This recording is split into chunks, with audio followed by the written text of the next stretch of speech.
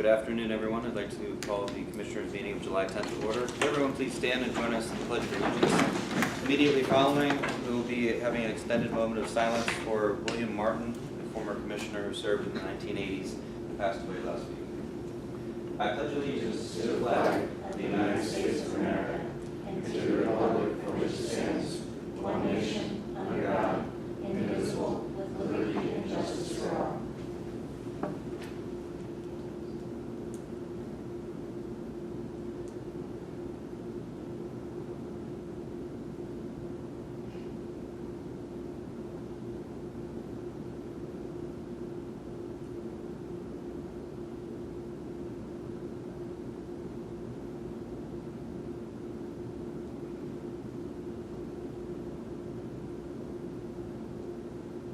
Thank you.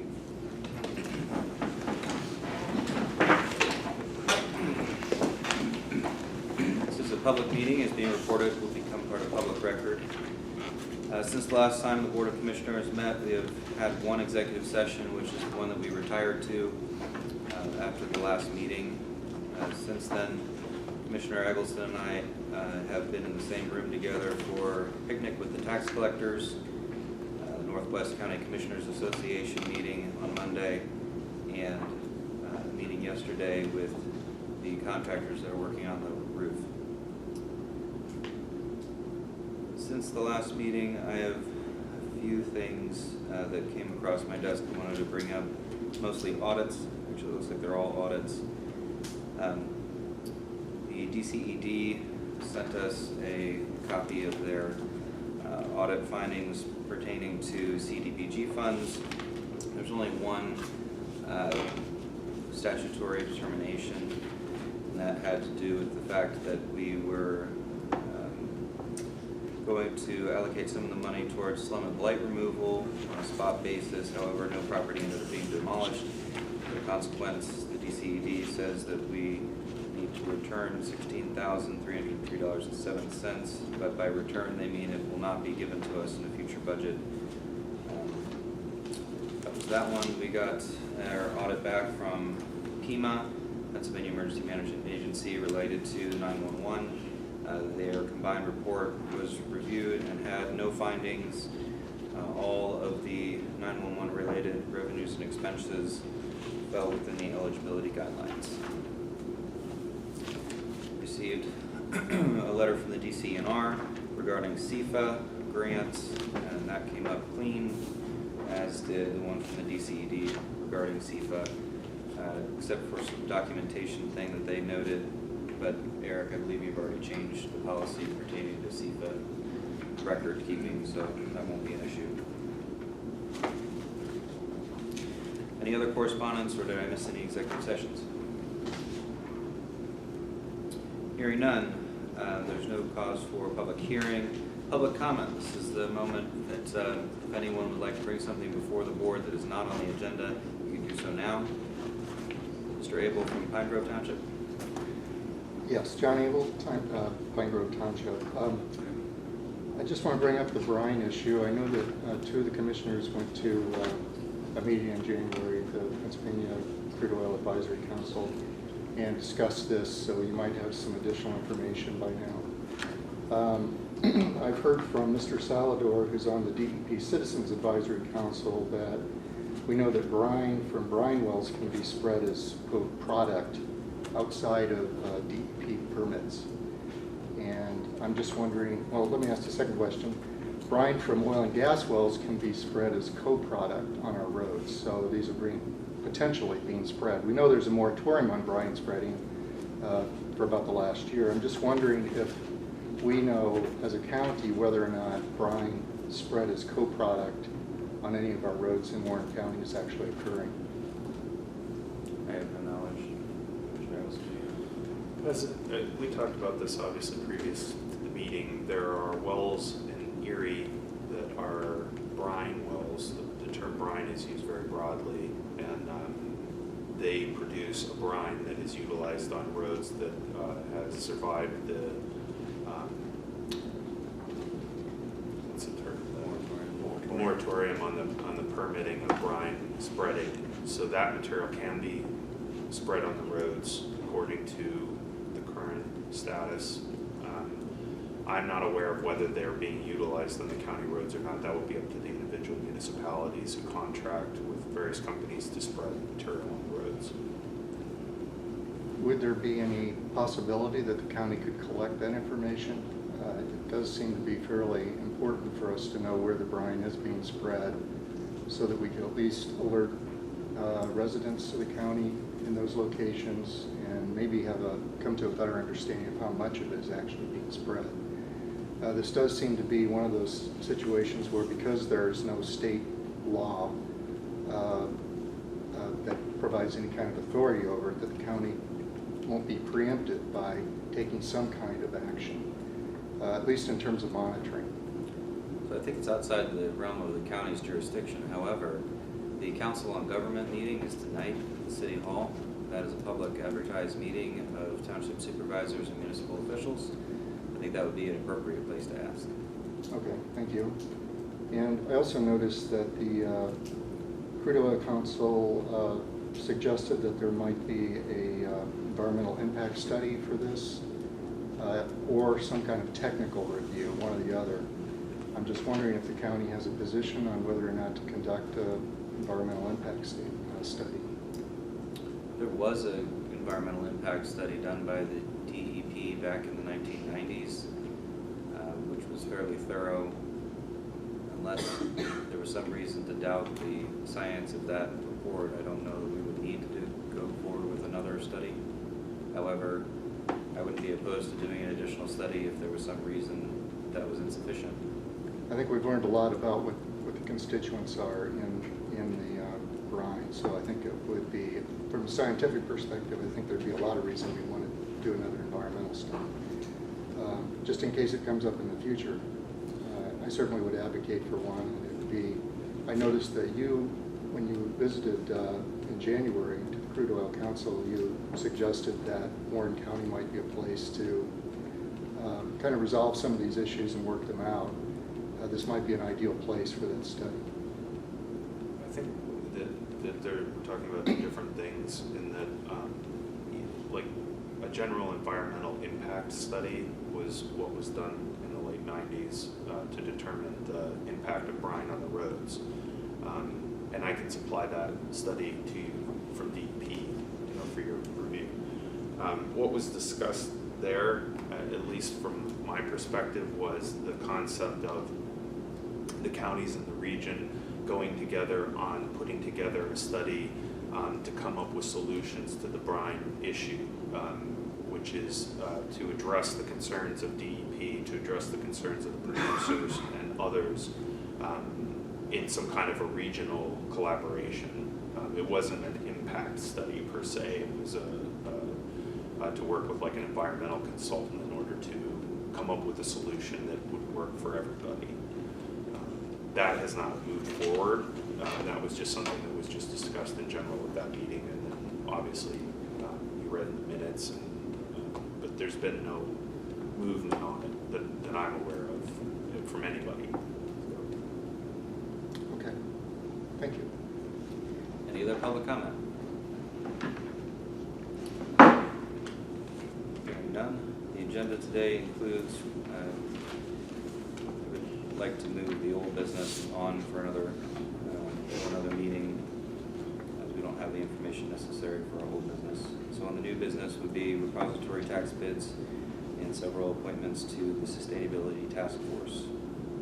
Anything missing? Anything that needs to be included? Amended? Very good. Minutes from June 26th. Have you had a chance to review them? Do they need your approval? They do.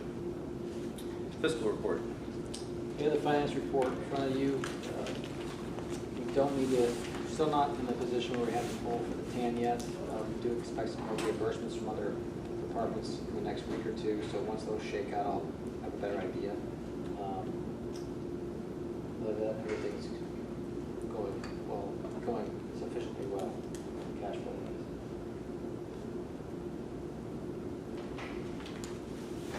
Good. Very good. Thank you. Any questions? Commissioner Morrison, would you please read the National Disability Voter Registration? National Disability Voters Registration Week, July 15th through the 19th, 2019. Whereas in July, people with disabilities and our supporters celebrate the anniversary of the Americans with Disability Act. Whereas there are over 50 million people with disabilities of all ages living in communities throughout the United States. And whereas the disability community has a critical interest in policies enacted at a local, state, and national levels that affect the integration of people with disabilities, young and old, into our communities. And whereas getting the disability community involved in influencing public policies is essential if these policies are to meet the real needs of people with disabilities to live in the community. And whereas getting the disability community involved in influencing public policies is essential if these policies are to meet the real needs of people with disabilities to live in the community.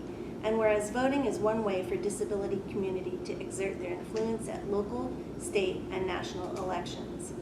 And whereas there are multiple efforts to develop state disability coalitions around the issue of voting. And whereas Rev Up America, Register, Educate, Vote, Use Your Power is a national effort to encourage state and local disability community voting coalitions. And whereas members of National Disability Rights Community are organizing a National Disability Voter Registration Week, July 15th through the 19th of this year. Therefore, be it resolved that the leadership of Warren County, Pennsylvania supports the growing involvement of the disability community in the political process. And be it further resolved that the leadership of Warren County, Pennsylvania designates the week of July 15th through the 19th, 2019 as National Disability Voter Registration Week. Thank you. Commissioner Morrison, any comments? No. Commissioner Eggleston? Lisa? Just that we do everything we can to make sure that people with disabilities are able to vote easily and effectively. Good. Thank you. The next proclamation is Pretrial, Probation, and Parole Supervision Week, which will be July 21st through the 27th. Whereas pretrial, probation, and parole officers and agents are dedicated employees who are charged with the duty of helping to preserve the safety of the citizens of Pennsylvania by maintaining contact with parolees, supervising their behavior, ensuring their strict adherence to mandated conditions, including appearance in court, and ensuring appropriate interventions for noncompliance of probation or parole conditions. And whereas pretrial, probation, and parole officers and agents provide both supervision and counseling to parolees and operate to uphold the law and safeguard the public from criminal activity during a parolee's transition from incarceration to the community. And whereas pretrial, probation, and parole officers and agents work toward changing lives by working with parolees to help them find solutions to problems and to help them live a safe, healthy, and productive life.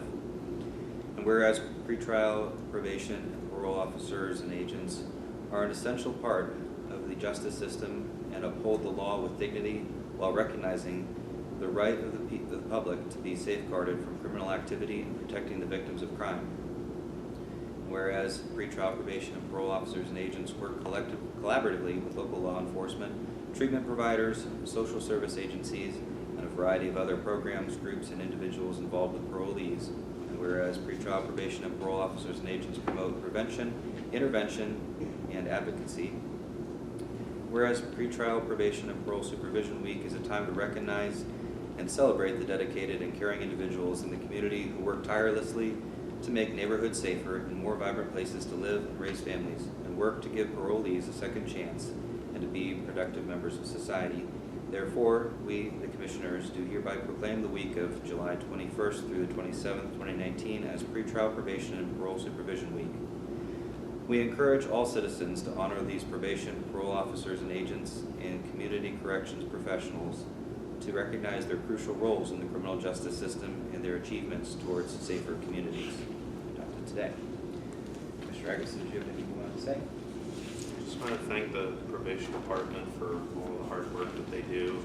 That's another in a list of positions within the county that are really difficult and probably don't get as much recognition as they deserve. And you help keep people out of jail. You help people turn over a new leaf, maybe not as often as you'd like, but it happens, and that saves the county money and it saves people's lives. So thank you very much for the work that you do. Commissioner Morrison? I would simply echo what Commissioner Eggleston said. Thank you everyone for coming. And normally we do a picture with those that come to listen to specific proclamations. So I'd love to take a picture. Would that be all right with you all? Come on up.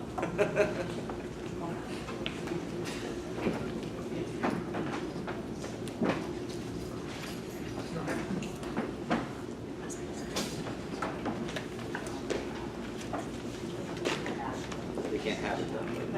Okay.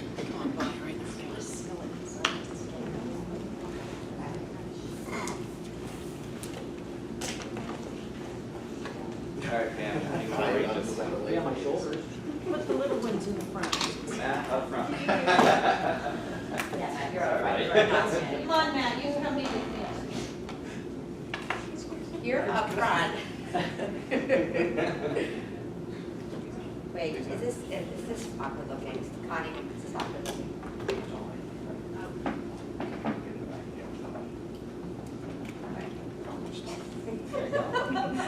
Looks good.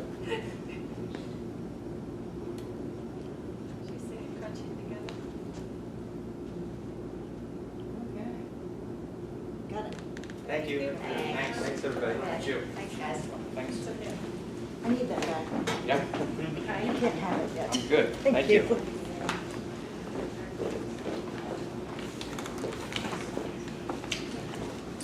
Next, under the consent agenda, we have a citation for excellence in community service.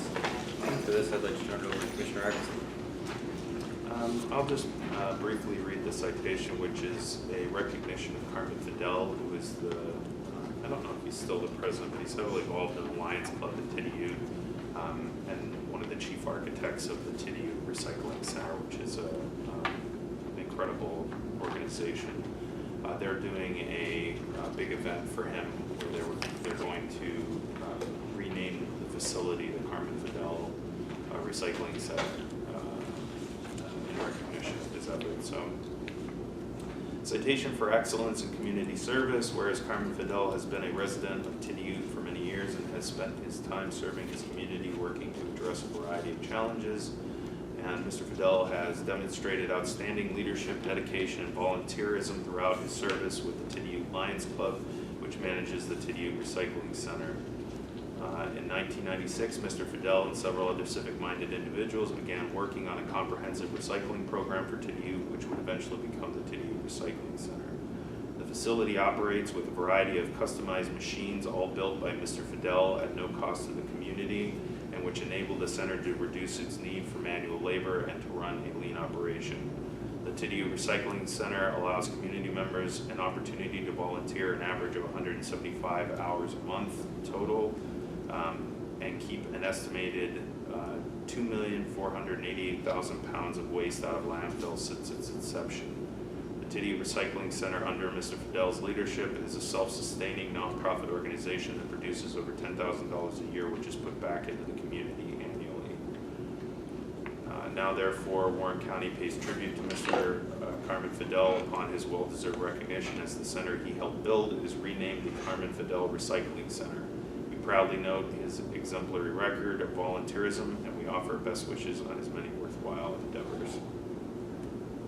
Thank you, Commissioner Eggleston. Any comments? I learned about the recycling center obviously through the research for the county recycling program. At the time, every time Carmen would show up at a meeting and the Tidiute program was discussed, there were folks that would constantly say, well, you can't count them, or Tidiute's different, you know, and nobody kind of took it seriously.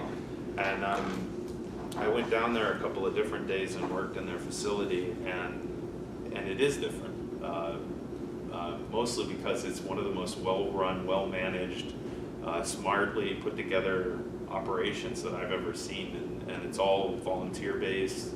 And like I said, we said over $10,000. It averages between $10,000 and $15,000 that they generate from reutilizing their material, and it goes back into community, and it's largely to do with Carmen brokering individual deals for all of the various commodities that are being recycled. And when I say in here that there are machines that he custom built the machines that crush the cans and break the glass and do everything, and he put them together himself with his own bare hands, and everything in there is either through donation or was custom built. It's really impressive. I highly recommend, if you're ever in TDU, to go check it out. That's it. Commissioner Morrison? Okay. Okay.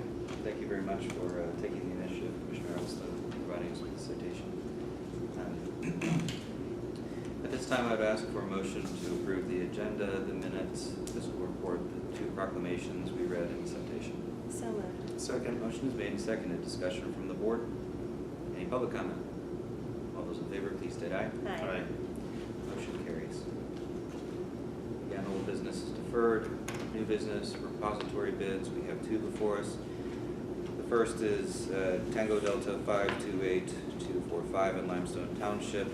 That is a 28 by 20 one-story pole barn owned by Ed Unchowski, bid on by Curtis Fry for $250. The other is Yankee Victor 589349 in Broken Straw Township,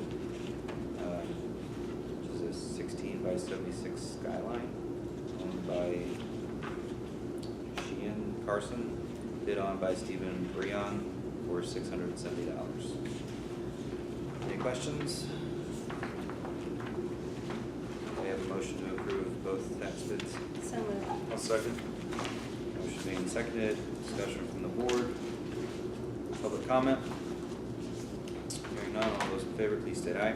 Aye. Motion carries. Thank you. Next, Commissioner Eggleston has a request to appoint 5 members to the Sustainability Task Force. Commissioner Eggleston. So the 5 members, and this is in addition to the 4 that have already been appointed, and there will be more probably at our next meeting. Again, the Sustainability Task Force is the group that's going to put together the final plans for the recycling center, and then also several other sustainability initiatives. The people that I would like to appoint are Bob Carlson, who is the current president of or chairperson of the Solid Waste Authority Board, Jennifer Watt, who is a teacher and a community member, Dan Reese, who is heavily involved in the TDU Recycling Center, Catrina Leamon, who is a representative from Youngsville Borough, who has their own recycling initiative, and Kevin Downey, who's I believe, I can't remember what his official title is, but he's a sustainability coordinator for Worley Industries and a representative from Worley. So I would make a motion to approve all of the folks that I just named to the Sustainability Task Force. Second. Motion made and seconded. Discussion from the board. Hearing none. Any public comment? The motion before us is to appoint to the Sustainability Task Force Bob Carlson, Jennifer Watt, Daniel Reese, Catrina Leamon, and Kevin Downey. All those in favor, please state aye. Aye. Motion carries. Last, the personnel transaction report. Since the last time the commissioners met, 2 employees have separated from the county. Tracy Morrison, effective on the 2nd, from Registered Recorder's Office as Deputy Recorder of Wills. And Andrew Yetzer in the courts will be leaving us, will be leaving us tomorrow as judicial law clerk. Make your motion to ratify the personnel transaction report. So moved. Second. All those in favor? Aye. Aye. Anything else the commissioners would like to bring before the public? If not, then I would entertain a motion to adjourn. So moved. Second. All those in favor? Aye. We are adjourned.